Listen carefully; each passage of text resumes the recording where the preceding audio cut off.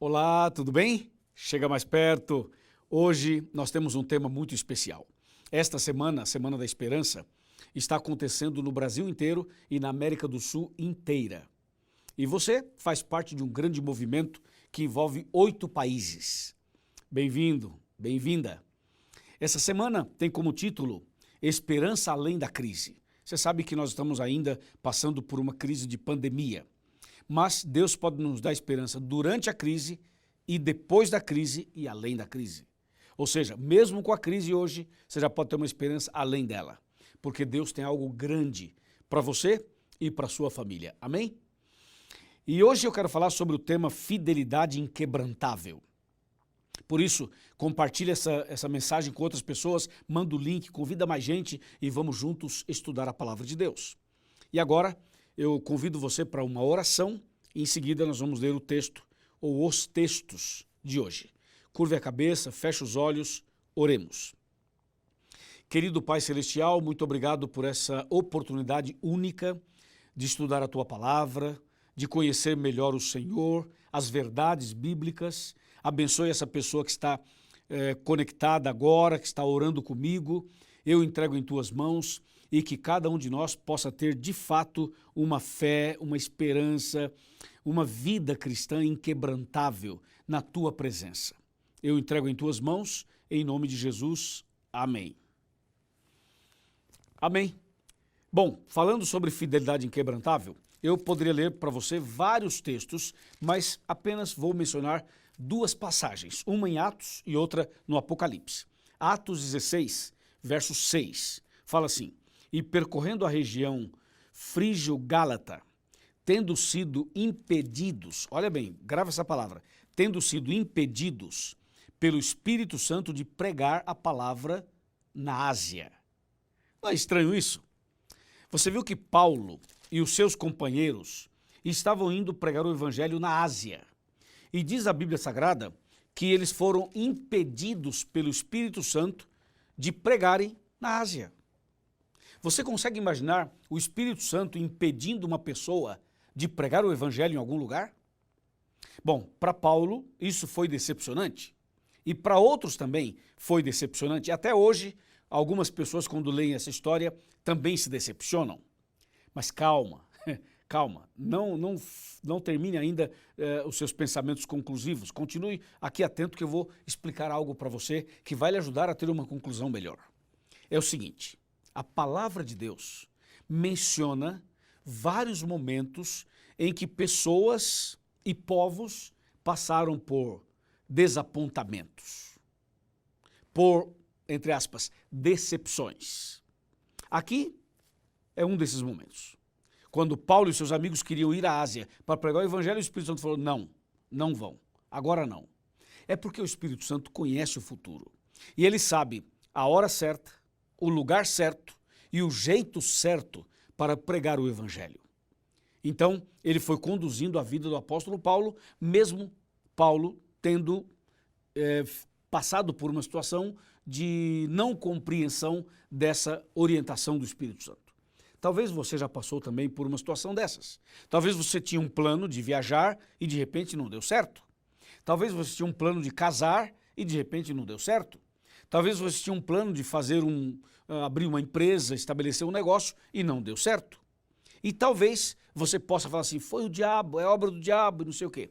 Claro, o diabo também tem suas artimanhas para complicar a vida do ser humano. Mas o Espírito Santo não. O Espírito Santo não tem artimanhas, ele tem projeto, propósito, orientação, ele tem um direcionamento para você. E muitas vezes você pensou em fazer tal coisa e não fez. Não se decepcione. Lembre-se, Deus está dirigindo sua vida. Lembre-se, Deus está no comando da sua vida. Eu conheço uma música, e você também deve conhecer, que fala assim, que os sonhos de Deus são melhores do que os nossos. E eu diria, os planos de Deus são melhores do que os nossos. Então, se em algum momento você se decepcionou com alguma situação, com alguma coisa, lembre-se, Deus está no comando e Deus tem um plano melhor para você. Se desse jeito não deu certo, calma, do outro vai dar. Se não deu agora, calma, vai dar no futuro. Deus tem a sua maneira de agir na vida da gente. Se você ler, por exemplo, Eclesiastes 3, do verso 1 em diante, vai perceber que o sábio Salomão, inspirado por Deus, fala assim: há tempo determinado para tudo debaixo do sol e debaixo do céu. Ou seja, há um tempo determinado para cada coisa. E as coisas não acontecem como você quer, e sim como Deus quer, porque o que Deus quer sempre será o melhor para você e para mim. Amém? Entendeu ou não? É isso. Então espera em Deus, espera o tempo de Deus. E não se desaponte a tal maneira de perder a fé. E lembre-se que o desapontamento pode ser para fortalecer a sua fé, a sua caminhada cristã. Amém? E agora, com essa base que a gente já teve, eu convido você a abrir a Bíblia Sagrada comigo em Apocalipse.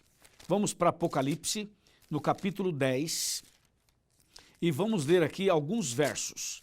Veja só, Apocalipse capítulo 10, está bem aqui, versos 8, 9 e 10, que diz assim: a voz que ouvi, vinda do céu, estava de novo falando comigo e dizendo: vai, toma o livro que se acha aberto na mão do anjo em pé sobre o mar e sobre a terra.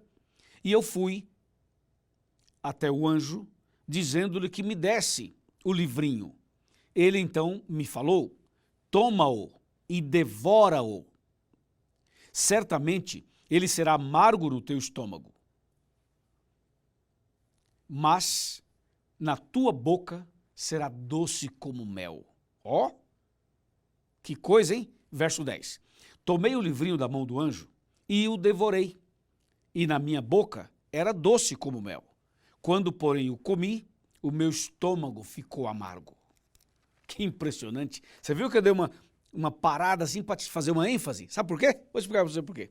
Imagina uma comida ou uma bebida que na boca é doce, é maravilhoso, é uma delícia. Mas quando você engole e desce lá no seu estômago, é amargo. Que negócio é esse? Bem, esse texto está falando de desapontamentos, de decepções. E isso ocorreu em vários momentos da história. Por exemplo, quando Jesus morreu na cruz, a morte de Cristo, que foi a maior bênção, a maior vitória para todos nós, foi, a princípio, naquela ocasião, um desapontamento para os discípulos.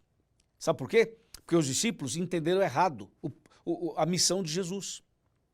Eles esperavam que Jesus fosse dominar politicamente, dominar a cidade, dominar a região toda e ser o líder político.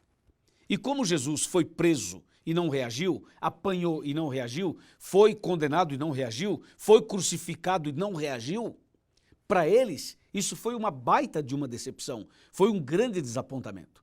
Mas o desapontamento não estava no fato de que Jesus havia morrido na cruz, não. O desapontamento estava no fato de que eles entenderam errado a missão de Jesus, ou errada a missão de Jesus. Geralmente as decepções e os desapontamentos que nós sofremos, eles vêm por uma visão errada que nós temos daquele acontecimento. Nós tínhamos uma perspectiva e uma expectativa errada, e por isso vem o desapontamento. Mas Deus está no comando, sabe? Deus dirige todas as coisas, você entende? Por exemplo, um outro momento em que eu poderia registrar como desapontamento foi em 1844, quando os seguidores de Miller, os milleritas, começaram a estudar a profecia de Daniel 8, Daniel 9, e sob o comando de Miller e de outros, eles então concluíram que Jesus voltaria à Terra no dia 22 de outubro de 1844. E como você e eu sabemos, Jesus não voltou. E sabe o que aconteceu? Uma decepção, um desapontamento. E houve, inclusive, um abandono da fé. As pessoas foram embora, as pessoas não aceitaram mais a Bíblia. Não todo mundo, mas uma boa parte. Sabe por quê? Porque eles esperavam a volta de Cristo e Cristo não veio naquela ocasião. Então veja, o fato de Cristo não ter vindo naquela ocasião não significa que Deus errou ou que a Bíblia errou. Não, significa que Deus está no controle.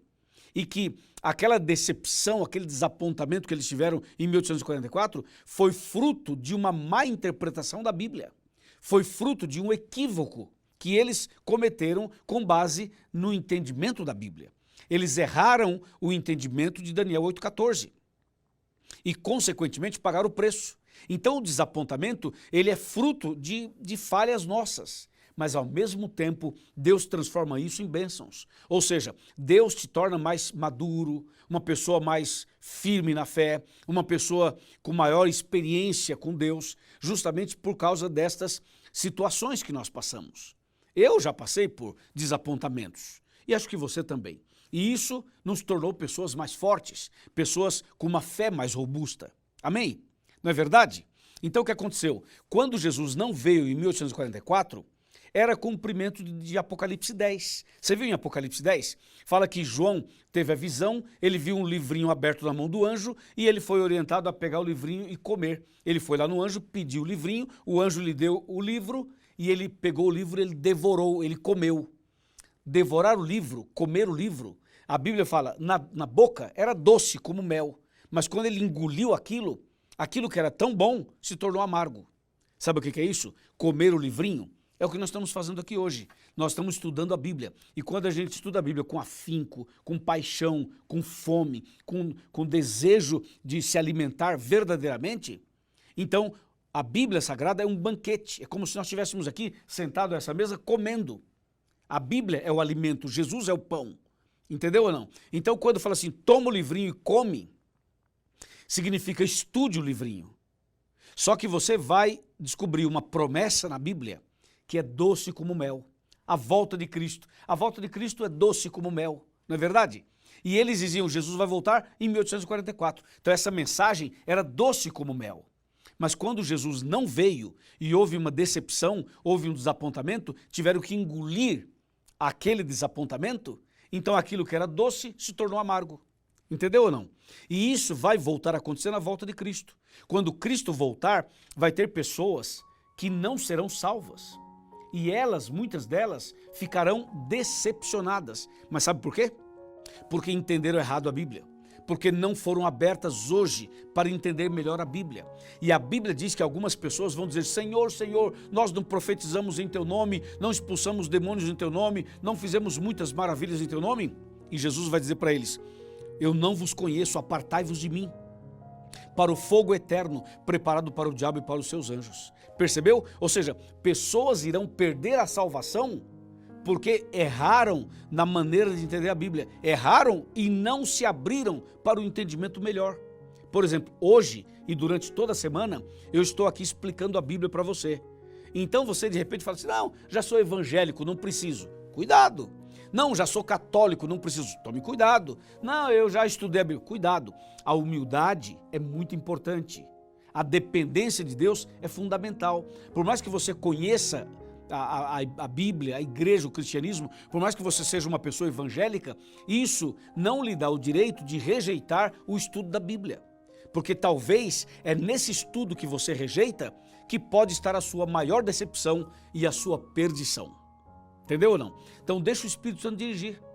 Se o Espírito Santo fala assim, vai, vai. Se ele fala assim, não vai, não vai. Entendeu ou não? Siga a palavra de Deus e seja humilde e aberto para receber as orientações de Deus. É isso. Então o que Deus está falando para nós hoje é que nós temos que ter uma fé inquebrantável. Ok? Se você tiver uma decepção aqui, um desapontamento ali, não pense que Deus errou. Deus não errou. Deus está querendo salvar você. Então que a sua fidelidade seja inquebrantável, não importa o que aconteça, permaneça firme na fé. Amém? Permaneça firme com Deus. Amém? É isso. Você aceita a mensagem da Bíblia? Você aceita estudar mais a Bíblia? Você aceita conhecer mais? Você aceita nascer de novo? Se você aceita, mande uma mensagem para cá e diga, pastor, eu aceito. Eu quero estudar mais a Bíblia, eu quero nascer de novo, eu quero me entregar completamente ao Senhor Jesus. Faça isso. Tem um site que é assim, ó, encontreumaigreja.com.br. Lá você vai encontrar uma igreja adventista do 7º dia e vai receber estudo bíblico, abençoado serás e muito mais feliz. Oremos. Meu Deus e meu Pai, obrigado porque o Senhor nunca nos decepciona. Ajuda-nos a termos uma fé, uma fidelidade inquebrantável. Eu entrego essa pessoa nas tuas mãos, em nome de Jesus. Amém. Amém. Muito obrigado, um forte abraço e nos vemos no próximo programa com a graça de Deus.